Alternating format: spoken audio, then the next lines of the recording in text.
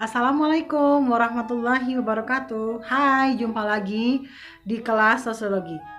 Nah, pada hari ini adalah minggu kedua kita belajar sosiologi. Walaupun kita belajar dalam sistem daring, tapi tetap semangat ya.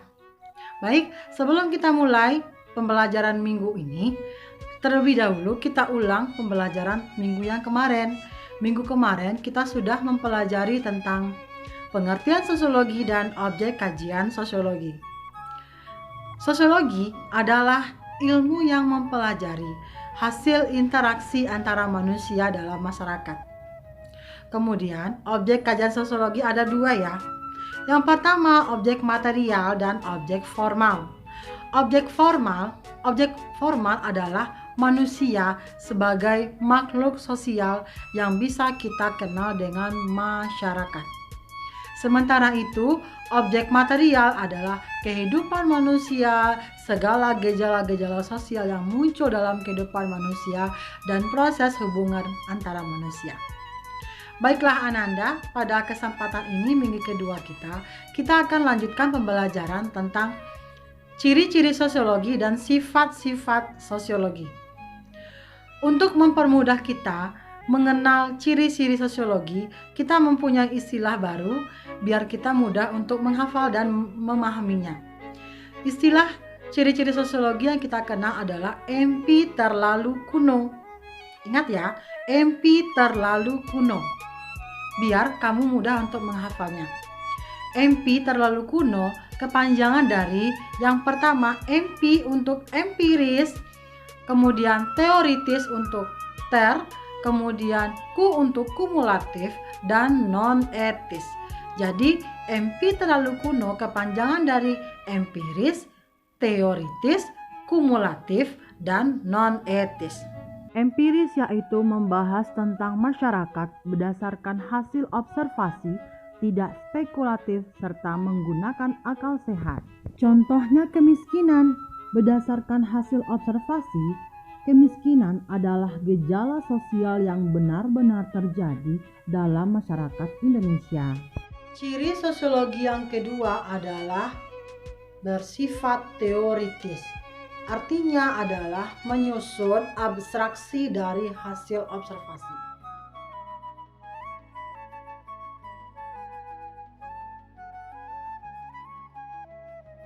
Kemudian, ciri sosiologi yang ketiga adalah kumulatif.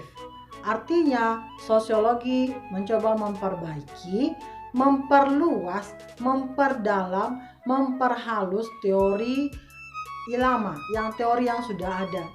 Contoh, ketika saat ini kita membahas tentang pengangguran, teori pengangguran itu sudah ada, tapi kita sekarang memperbarui, memperluas sesuai dengan kenyataan yang terjadi pada saat ini.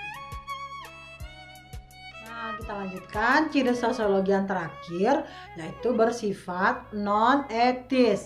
Artinya tidak mencari baik buruk suatu peristiwa, tapi melainkan menjelaskan peristiwa tersebut secara apa adanya dan Contoh dari kumulatif yaitu ketika saat ini corona, yang dibahas bukan baik buruk dari corona, tetapi dampak dari corona bagi. Kita lanjutkan dengan sifat hakikat sosiologi. Yang pertama, sosiologi merupakan ilmu sosial. Artinya, sosiologi membahas tentang semua gejala-gejala yang terjadi dalam masyarakat. Apa contohnya? Ada kemiskinan, pengangguran, anak jalanan, itu semuanya adalah kajian sosial. Terus yang kedua, sosiologi adalah ilmu pengetahuan yang empiris dan rasional. Empiris tadi di ciri-ciri sudah kita bahas, yaitu ilmu pengetahuan yang bersumber dari observasi dalam masyarakat. Sementara rasional sifatnya adalah sesuai dengan akal sehat. Sifat hakikat sosiologi yang keempat adalah sosiologi adalah ilmu pengetahuan yang umum, bukan ilmu pengetahuan yang khusus. Artinya, kajian yang dibahas dalam sosiologi bersifat secara umum, seluruh masyarakat dan tidak satu spesifik terhadap masyarakat tertentu saja. Kemudian yang kelima, sosiologi merupakan ilmu kategoris, bukan normatif. Sehingga sosiologi mengkaji kajian yang terjadi pada saat ini, bukan apa yang terjadi pada masa lampau atau yang seharusnya terjadi.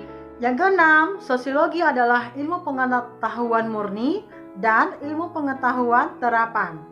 Ilmu pengetahuan murni artinya sosiologi dapat menambah pengetahuan, sementara ilmu pengetahuan terapan artinya sosiologi bisa dipraktekkan dalam kehidupan sehari-hari. Yang terakhir, yang ketujuh, sosiologi adalah ilmu yang menghasilkan pengertian dan pola-pola umum, sehingga sosiologi meneliti dan mencari apa yang terjadi menjadi prinsip atau hukum-hukum umum.